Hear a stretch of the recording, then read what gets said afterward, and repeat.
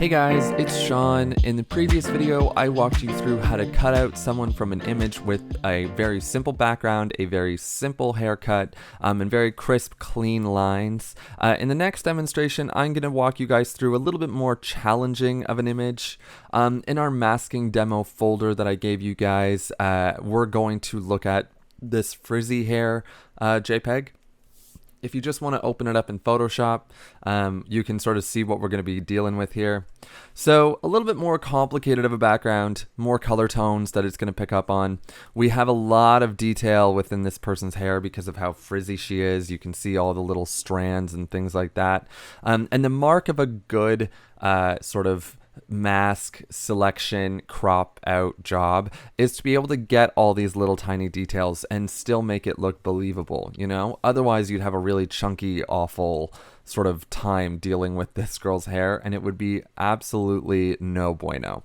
So what we're going to do is we're going to use a similar technique that we used from the previous option right off the bat. I'm going to select my pen tool, the P key on your keyboard, and I'm going to come down to the bottom and I'm just going to start working along this lady's jacket.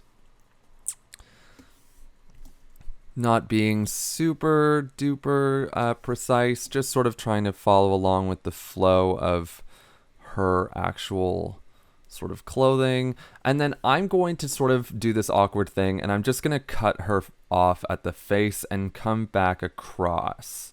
This is because we're going to be combining two selections and I'm going to make a really loose selection for her hair that we can go and work in with. That doesn't have to be so precise as her clothing. Okay, cool. So just coming along a little bit more. Got the purse. Okay. And we can just close this. Gonna hit Command 0 to zoom out. And my pen tool still selected. I'm going to hit Make Selection, Feather of 0. And now I'm gonna switch over to my Lasso tool like last time. L on your keyboard or this Lasso tool on your left-hand side. And I'm gonna hold the Shift key down and we're gonna make a really loose mask or a really loose selection along the edge of her hair.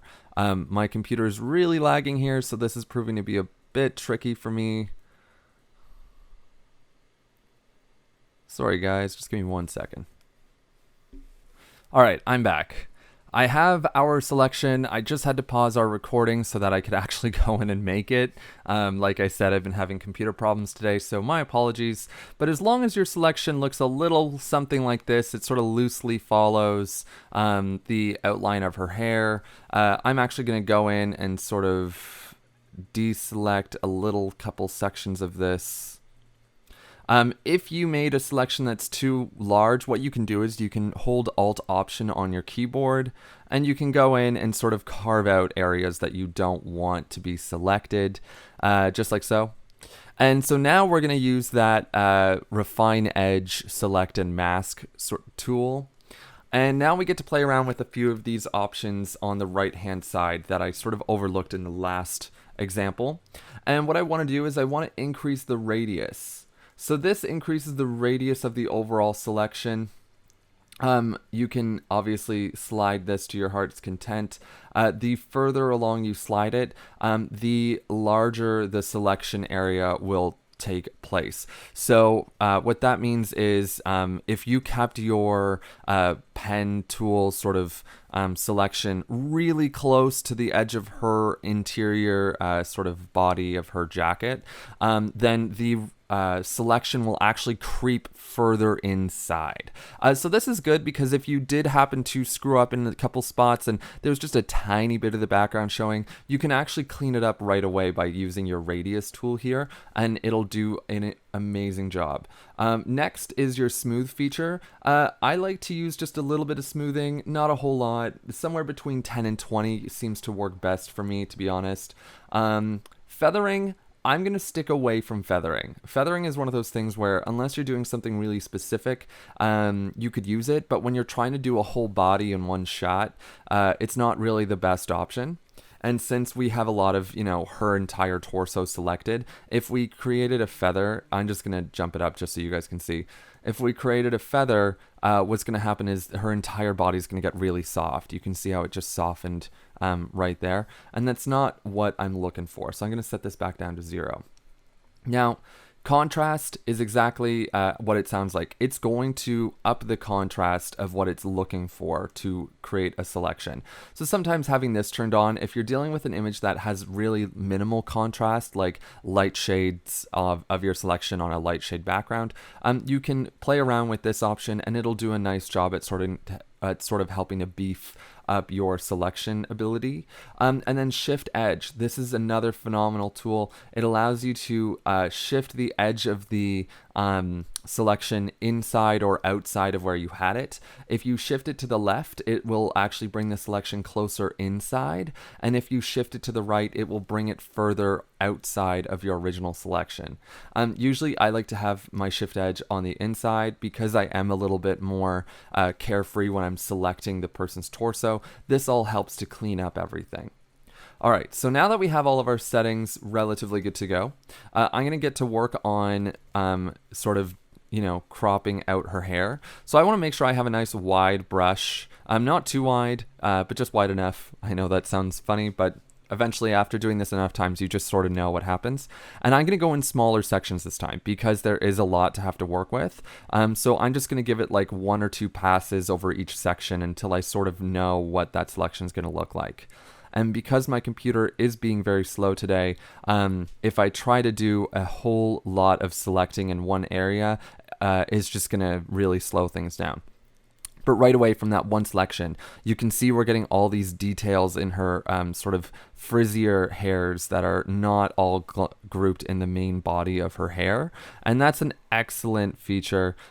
Just again, it's going to make your cropping way more believable if you have to put her into a different image, or maybe she needs to be completely keyable and you need to put her on a website or maybe on a brochure and just her without a background, so having any extra sort of colors involved and stuff, it's just not going to make it super believable. And you guys can go really close in to these sections. The further in you get towards her hair, you just want to be very careful. I would use this tool very judiciously and take your time and go slowly. You might need to shrink your brush size to really get in here and deal with some of these tinier areas. I'm trying to, but my keyboard is actually sort of stalled out on me here. So it doesn't really want to play there we go. Now it's shrunk down. So what I'm going to do is I'm going to actually go over and I'm going to mask out the rest of her hair. I'm going to actually pause my recording and I will meet you guys when it's all said and done. So, take your time, go through it, try your best to get the selection, and I'll show you some more techniques at the very end if you have any areas that you sort of have to fill in. So I'll see you guys in a few minutes. Hey everyone, I'm back. So I've gone in and I've masked out our selection here. I left these little tiny pockets near her face because we sort of have to go in and deal with those separately. If you guys were able to use the Refine Edge tool and get in there, good for you. What you might find is it makes a little bit of a mess. So I left it, but if you didn't, not a big deal. We can go in and take a closer look at it in a second. But just so we can take a look, we can see we have all these beautiful frizzy hair details that are going to be coming through, and life looks pretty good. Now, since we have our selection fully done here, you might be able to take your time and create some extra adjustments. I think I'm just going to smooth this a little bit more, and I'm going to leave everything else because I'm fairly happy with how everything else looks. But yeah, so let's just hit OK, and we have our selection, which is lovely. So I'm going to use layer via copy for this. You can use layer via copy or create a mask by going down here. Totally up to you. I just right clicked to get that menu. And I'm going to create a new layer and I'm going to fill it with that bright bluish color.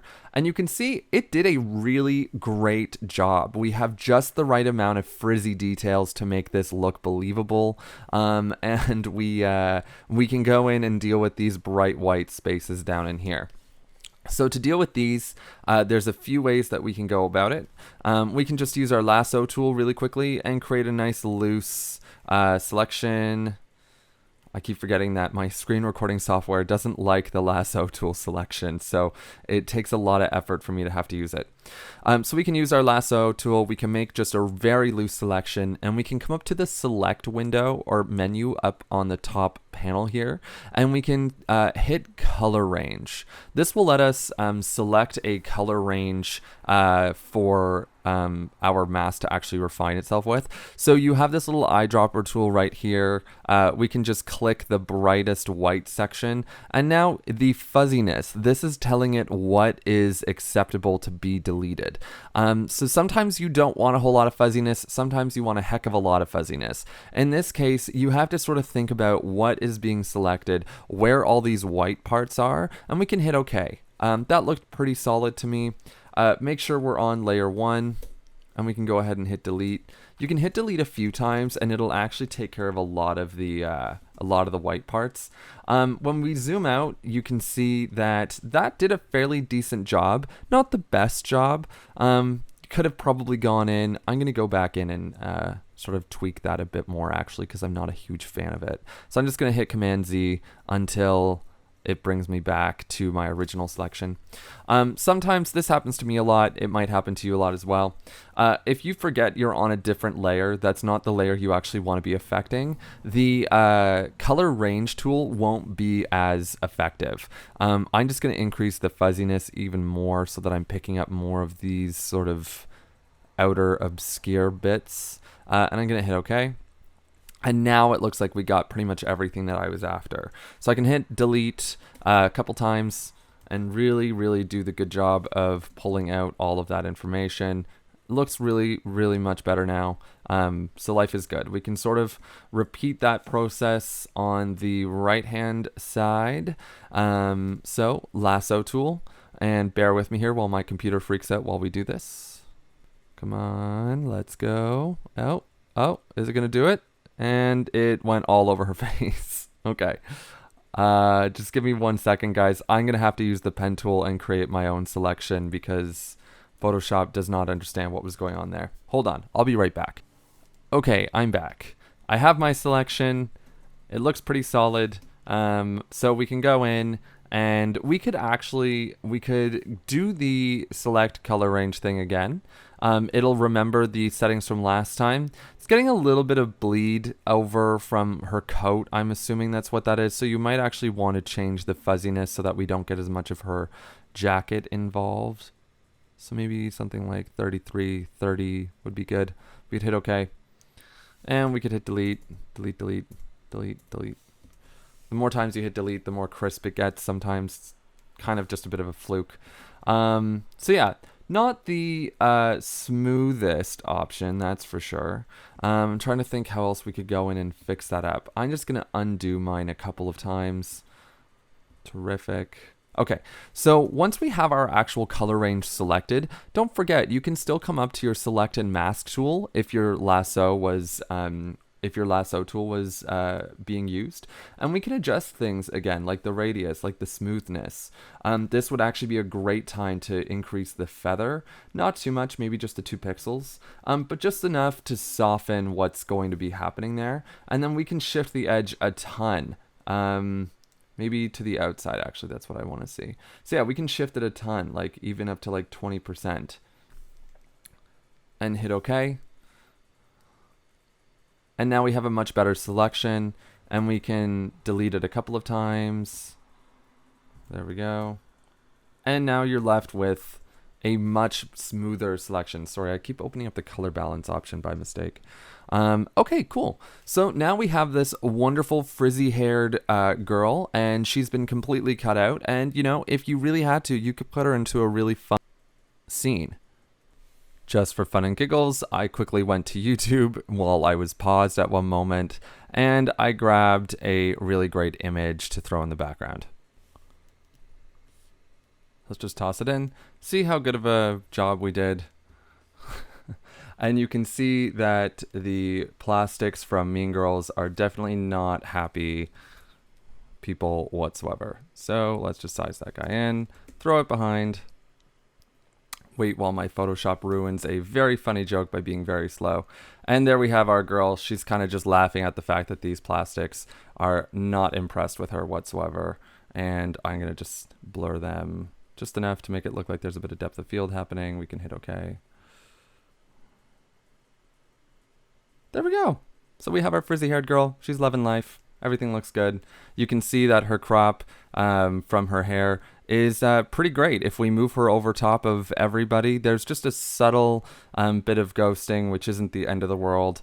But yeah, pretty solid choice in terms of...